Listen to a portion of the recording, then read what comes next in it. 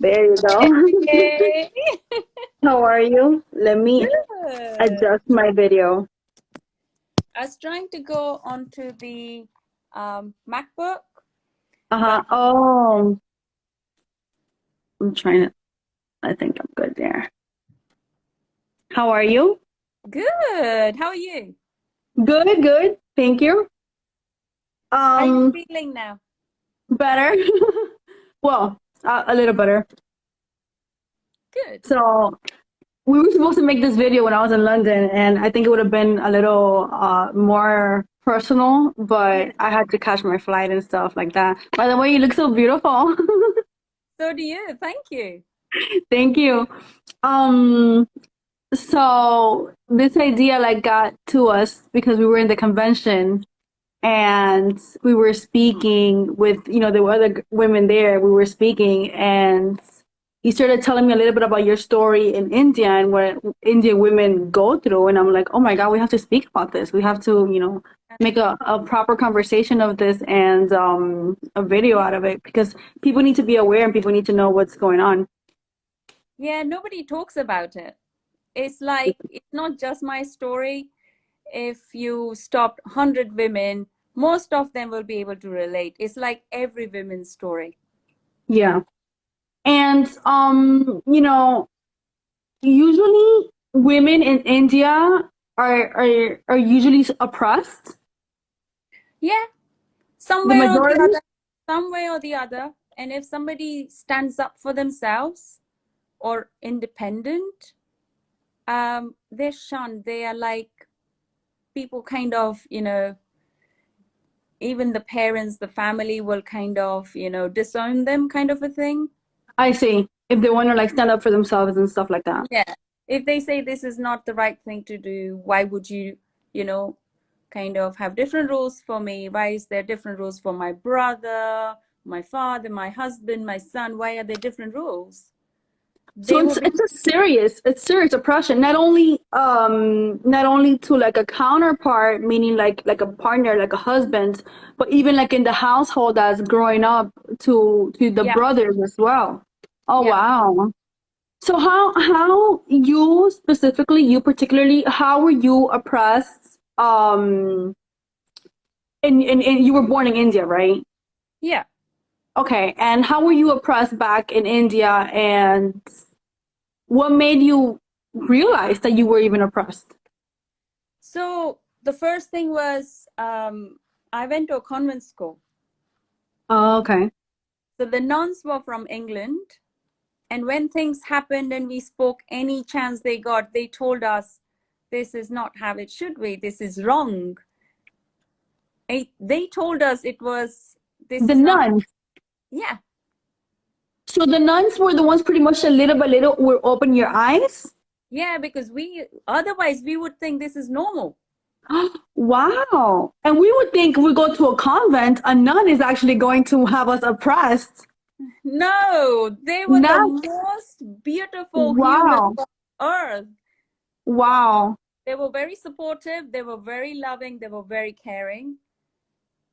I still look back and I think, you know what? Imagine what your life would be like thinking your husband hitting you, your father hitting you, or your brother hitting you is normal. It's okay. Wow. Or Wow. them Yeah. them putting you down in front of others is okay. Did That's you what would grow personally up. did you Sorry? personally experience this? Oh yeah, definitely. So you Definitely. had your even your brother, your father, and your husband hit you. So I don't have a brother, but there Okay. was a massive thing about my parents tried so many times to have a boy. I see. Okay. And so I never had a brother, but my cousins told me nonstop, if you ever go out, have an affair, if you ever went and married a Muslim chap, we will kill you and nobody will find your body. Wow. So that threat was given It's nonstop because I went to, psychological. Yes, yeah, it's psychological manipulation and psychological damage, and it's very traumatizing. yeah. How long ago did you leave India? Over 2 decades ago. So like about 20 years. Yeah, 20 years. And also because we went to a convent school, we had cosmopolitan atmosphere. Everyone came from different backgrounds. We got along really well. We loved each other. We supported each other. That was the atmosphere in the school. So Right. the society tried very hard for us, all of us, Muslims, Hindus, Christians, to kind of make us racist. And we were like, no, these are my Right. friends. Yeah. These are my friends. And we still are friends. We are really very, very united. And we just see the human being. We just see their behavior. How do they behave? How do they treat you? I don't care what color they are, orange, purple, green. I really don't care. Exactly. It's their Which behavior that decides. exactly, which is, and one of the main reasons why I'm even speaking this we're having even this conversation with, is because I am a true firm believer that we're all equal, Yeah. that we are one world, that we shouldn't be different races. We're all humans. Yeah. And it's so sad we live in a world where society labels us in different forms and different ways and different names, and we have to accustom to what we're raised to be and what we're raised to believe, Yeah. whether it's true or not. And it's just a diversity that they're creating. It's a diversity, and it's sad that it even comes from our parents. Like someone like you, it's the oppression is just from our parents. So we're born, or you're born with a belief that you have to live life a certain way and be oppressed and be quiet about so many things in life, and it's not right and it's not fair. No, it's not fair. It's not fair at all. And the worst thing is, I'm out of that. I let go of my husband because he was super abusive. There was a lot of narcissistic tendencies. And I suffered. I came through by myself. The worst part is I have to see some of my friends going through it right now. And you know what? First of all, I want to congratulate you for being so brave, and number one, for getting out of the relationship. Number two, for even making this video and speaking to me and speaking up for yourself and raising your voice. And you got to feel proud of yourself for waking up. And like I was telling you in the convention, this is your story and this is what makes you special. This is the one that you're going to tell, and the one that I'm getting goosebumps, and the one that other Indian women are going to look up to you for. Okay, they could be like, well, if she did it, I can do it. And people shouldn't live in those conditions, and nobody in this world should live oppressed in any form. Mainly women. And as a matter of fact, I am a true, like, I try not to be sexist. This is a women's topic because it's a reality that women in India live in. Not only in India, a lot of parts of the world, but there's other parts of the world where even men are oppressed as well.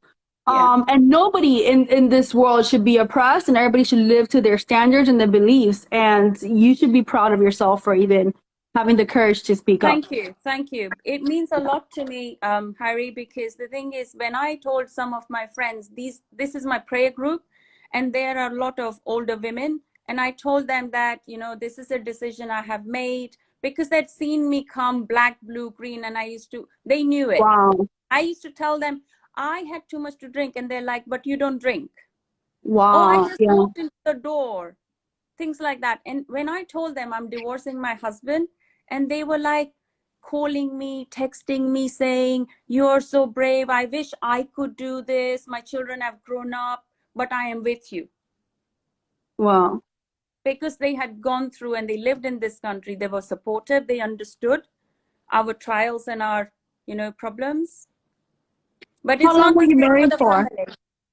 How long were you married for? About 18 years. 18 years? Wow. So you dealt with this for 18 years. Yeah. Wow. And how long did you know him before you got married to him?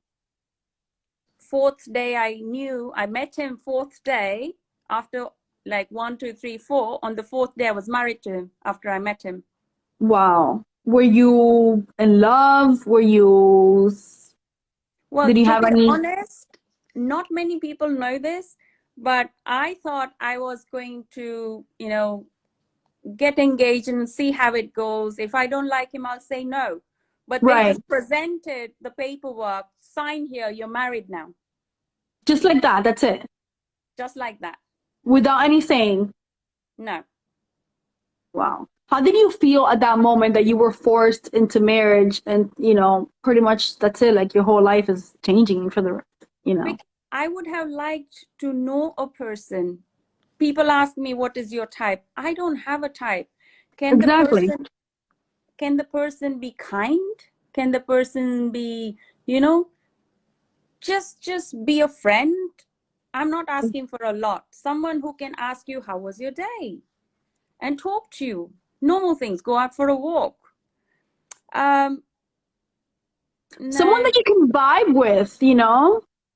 yeah, just a nice human being. That's more than enough. Don't want anything else. Um, I just felt my choice was taken away from me when they just presented that marriage paper on day fourth day. That's just, I can't even believe that happened with me, but it did. Yeah. Um, so you've been divorced now. How long have you been divorced now for? 7 years now. 7 years. And you have a child, correct? Yeah. Okay. How has this impacted the relationship with now him being an ex-spouse with your child and with your family as well? Is your family in India or is it in London? I do have some family here. Um, Most of them are in India, and not many people know I'm divorced. The Oh ones who are wow. here and they know, they just don't say anything to the ones back home in India. And my son, he is very close to me, and they don't have a very close relationship. He goes when he's like, I have to go and show my face, kind of a thing. Right, But right. he never fights, and my son never says he wants to go and see his dad. Got it, got it. Yeah. And that's a reality. As sad as it is, it's a reality that all I can tell you is you're not the only one that, may be facing something like that. But at the end of the day, what matters is you have your son by your side and your son looks up to you. Yeah. Nobody else matters, honestly. And I'm assuming, one of the questions that I wanted to ask you was if your family supported you with the divorce, and I can see no. No. And I don't expect them, because the culture and the environment they grew up, that is too much to ask from them. Yeah. I don't expect them to support me. But when my mom said, if you come out with this to your father, he's going to have a heart attack and he's going to die. Wow.